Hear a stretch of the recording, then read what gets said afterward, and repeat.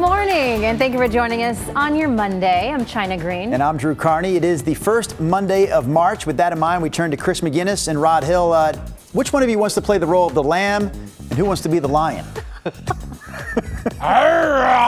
it go! Rod wins. Rod is the lion. That is the way, by the way, that we believe March will finish, meaning going out with some cold, active weather. It came in like a lamb, according to the old folklore saying, with a 66-degree, what was mainly a sunny Saturday. And we're pretty quiet out there this morning as well. Cloudy skies across much of the northwest this morning. You see some light moisture showing up radar along I-84 out east. Here on the west side, it's mostly light precip that's out into the Cascades. That showed you a zoom into the foothills where the moisture has pretty much moved up into the higher country at this point. Clouds over downtown, mainly dry, 49. Like yesterday, you might find some sprinkles or traces of moisture, but otherwise mainly dry weather. 51 degrees at noon. Right now it's 49. And then we may or may not see the clouds start to thin out somewhat this afternoon. I have us at 55 degrees. Here's Chris. Rod, thanks for that. We've got one trouble spot. I want to take you out to Clackamas County near Rhododendron. ODOT dealing with a crash on westbound Highway 26. The westbound right lane is blocked, and PGE is reporting significant power outages because of this crash. There's upwards of 1,500 customers impacted with power outages between Rhododendron and Mount Hood Village because of that early morning crash. All right, back to the roads locally. I-5 through Tualatin, that looks pretty good. We'll switch gears real quick and take up to Vancouver. That too is getting a little bit busier, but so far, guys, the freeway drive locally is in pretty good shape. Thank you, Chris. Please bring baby Dane home, Father. Please bring him home. The community of Siletz held a vigil last night for a missing 2-year-old boy. They came together to sing and pray, asking for his safe return. The toddler went missing Saturday afternoon while he was playing in his front yard. Ashley Grams is covering this story for us from the newsroom. So Ashley, let's go over what we know so far about this case. Yeah, good morning. The Lincoln County Sheriff's Office is leading this investigation and the search for Dane. Using divers, drones, canines, and the help of over 100 community volunteers. We do want to show you this photo of Dane. The Sheriff's Office released the picture saying Dane was wearing a gray fuzzy hoodie with ears, black pants with blue and white shoes. He has brown hair and green eyes. Dane is friendly and fearless and was comfortable around strangers and water, but cannot swim. Dane is known to love water and vehicles. The FBI has joined the Lincoln County Sheriff's Office and multiple other agencies on the ground. Right now, investigators say they don't believe any crimes have taken place. Now, earlier in the investigation, the Sheriff's Office said a late 90s station wagon was a vehicle of interest and that it was seen in the area before Dane went missing.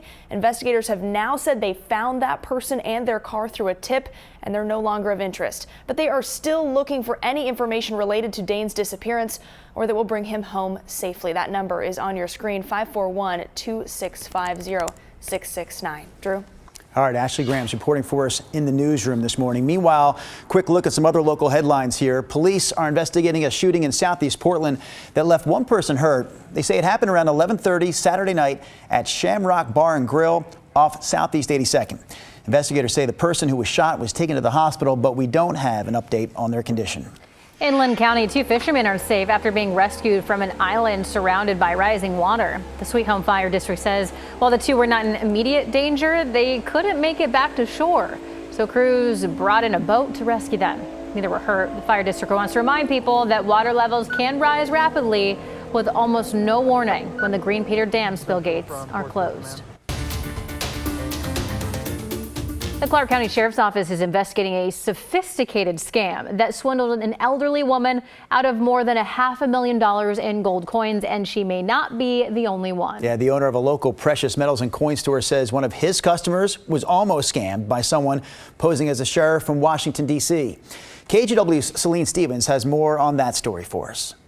You can't describe how horrible that is. A gold scam, a part of a trend of hoaxes taking advantage of victims nationwide, according to the Clark County Sheriff's Office. A woman in her 70s losing over $500,000 worth of gold coins after she was contacted by someone claiming to be from the Federal Office of Inspector General, who notified her of fraud activity associated with her Social Security number, with the scam lasting several months.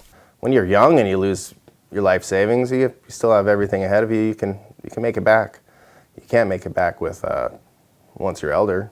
CCSO is investigating that scam, but according to Michael Kukulis, owner of Portland Precious Metals and Coins, it may be more widespread than some think. He says it started with a phone call from an elderly customer last week asking to buy $150,000 worth of gold bars. He asked how soon can he have it, can he just pick it up right away, and he wanted to wire the money, and a little bit of a sense of urgency in his voice. He says the customer raised the request to $170,000, placing the order Thursday. We locked him in at a price for 57 1-ounce gold bars, and everything was normal. Friday comes along, and I receive a call from his banker with him on a conference call. And his banker says, we need to cancel that order because this whole thing was a scam. Kukulis spoke with the customer after, learning what happened. Initially, they called him, said his social security number was compromised. Some people were opening up different accounts with his social security number, trying to launder drug money, stuff like that. I asked, why didn't you tell me? And he said, well, they told him not to tell anybody, and they made some threats. He says the customer told him the scammers even had him talk to someone claiming to be a sheriff from Washington, D.C. Kukulis says when he heard about the Clark County victim, he started to form a connection. The details were identical. The social security number, the fake bank accounts. That's horrible. I mean, it's evil. I mean, you're taking people's life savings. Celine Stevens, KGW News. The Clark County Sheriff's Office says if you receive a suspicious call, contact the agency you think you're dealing with directly to verify the situation. And remember, a government agency will never ask for payments in gold, gift cards, or cryptocurrency. All right, take a look at this. A new dinosaur exhibit is coming to OMSI later this month. It's the new Jurassic World by Brickman exhibit that features more than 50 large-scale Lego dinosaurs and scenes built with more than 6 million Lego bricks. OMSI visitors will also be able to make their own dinosaur creations. This hands-on exhibit opens up on Saturday, March 15th and runs through September 1st. I ask you, China Green and Rod Hill, maybe ladies first, what does a T-Rex sound like? That's a baby T-Rex, maybe? Rodney, you want to give it a shot? Hands. I'm trying to go back to Jurassic Park. The thing. Oh, it made a loud sound. Yeah, it did. It was like rock the something like that, according to Steven Spielberg. with the short hands. Well, yes. Okay, ruining our show one moment at a time. Good morning, everybody. We have radar last 3 hours. Look at this light rain that popped up, including I-205, and now it's mostly this little surge of some light shower activity moving up into the Cascades. This overall is a day expected to be much like yesterday. Low cloud cover, pretty persistent, ongoing threat of some light rain or sprinkles. A lot of us yesterday probably didn't see anything. Maybe you'll get some light rain at your place today. Maybe you won't. State Capitol, good visibility this morning. 45 is the temperature there. Currently being reported as dry and currently dry out at the airport as well. 49 in Portland. Temperatures are comfortable. I mean, the coldest spot statewide is Burns at 35. Over in Bend, it's 39. And it's 50 out in the Dalles, which is actually the warm spot on the map this morning. Here's the wide Futurecast movie, 2 o'clock this afternoon. Lots of cloudiness, some sun breaks in central Oregon, and the little green specks are the ongoing threat, even out east, so mostly some traces of rain.